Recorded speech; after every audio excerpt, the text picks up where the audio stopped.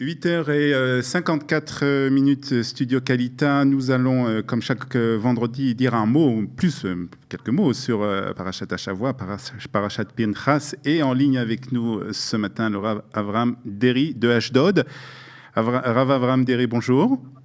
Oui, bonjour, shalom. Vous êtes Rav dans une communauté. On va peut-être dire deux mots sur la communauté de Ashdod, une nouvelle communauté qui s'est ouverte à Ashdod, Gomer Chesed. Exactement. Communauté, à vrai dire, elle passe dans un nouvel bâtiment. En réalité, ça fait déjà 20 ans qu'elle existe dans des conditions bien plus précaires. Et il s'agit de l'inauguration d'un nouvel centre communautaire, à vrai dire. C'est pas seulement une synagogue, puisqu'il comprend toutes sortes de structures également pour Talmud Torah, pour des cours, pour un Beth Midrash. Il s'agit véritablement d'une innovation parfaitement bénéfique, non seulement pour la communauté qui existait jusqu'à présent de Gomer Chesed, mais également pour de nombreux et nouveaux fidèles qui sont bien évidemment conviés à faire partie de cette nouvelle expérience. Je pense qu'on aura l'occasion de vous inviter pour parler un peu plus en détail de cette communauté, mais ce matin, nous parlons de la Parashat Hashavua, Parashat Pinchas, et nous allons parler dans cette Parashat d'un sujet qui se trouve et qui concerne plus exactement les femmes, puisque on parle des notes Tzelophrad. Alors expliquez-nous ce qui s'est passé avec ces filles, donc ces filles de Monsieur Tzelophrad. De nombreux événements sont relatés dans la Parashat de Pinchas. À vrai dire, il y a ici une sorte d'événement particulier relatif à la condition des femmes dans le judaïsme. Il s'agit de l'épisode des filles de Tzelophrad. Les bnot de Tzelophrad vont de façon tout à fait, peut-être même stupéfiante, vont inventer, ou plus exactement générer, une nouvelle paracha dans la Torah. Elles se sentent quelque part un peu frustrées. On est à la veille de l'entrée de la terre d'Israël. 39 ans sont déjà passés depuis l'exil dans le désert. C'est la dernière année. Elles comprennent parfaitement que puisqu'il n'y a que des filles, elles sont 5 sœurs, et leur père est décédé, et d'après les lois en tout cas jusqu'à présent, elles ne pourront pas donc hériter d'une partie d'un héritage dans la terre d'Israël. Elles demandent de façon tout à fait stupéfiante, à vrai dire, pas une faveur, mais en tout cas une sorte d'adéquation de leurs doigts. Elles veulent faire reconnaître leurs doigts. À vrai dire, je peux me permettre de dire que si Kalita avait à l'époque existé, je pense qu'elles auraient pu peut-être éventuellement demander à Kalita d'intervenir pour elles, mais elles le font de façon tout à fait féminine, C'est une sorte de révolution en fait. À vrai dire, puisque nous sommes le 14 juillet, ça tombe bien.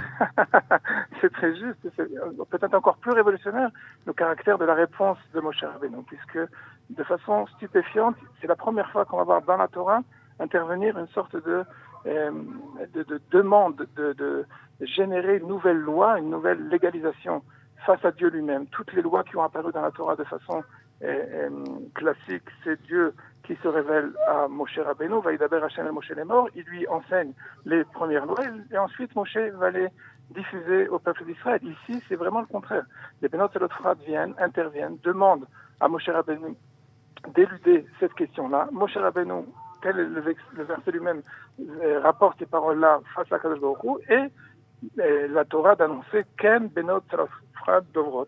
Déjà dans la Torah, on sait que les femmes ont toujours raison, mais là c'est dit de façon très claire, les filles de Tzelophrad ont tout à fait raison par leur réclamation, et elles reçoivent en réalité une sorte d'adéquation de la législation face aux héritages. Une femme peut parfaitement hériter d'une partie de la terre d'Israël dans la mesure où il n'y a pas de descendants mâles dans la famille. C'est aussi aujourd'hui d'actualité en concernant la halakha. C'est-à-dire que c'est tout à fait. À vrai dire, dans le Talmud, on va voir cette paracha-là complètement ouverte dans tous les sens. Véritablement, la législation face à l'héritage va prendre pas seulement note de l'intervention divine, elle va prendre parfaitement législation de façon définitive que une femme a parfaitement la possibilité, dans les cas échéants, bien évidemment, suivant les nessibot, suivant les conditions de l'héritage lui-même, en tout cas, elle peut parfaitement, à l'égal de l'homme, en ce qui concerne le cas spécifique des notes Tzelophrad, de recevoir elle aussi un héritage. Alors pourquoi on avait besoin d'une intervention divine pour justement prendre une telle décision? C'est en effet intéressant. Et on a toujours l'habitude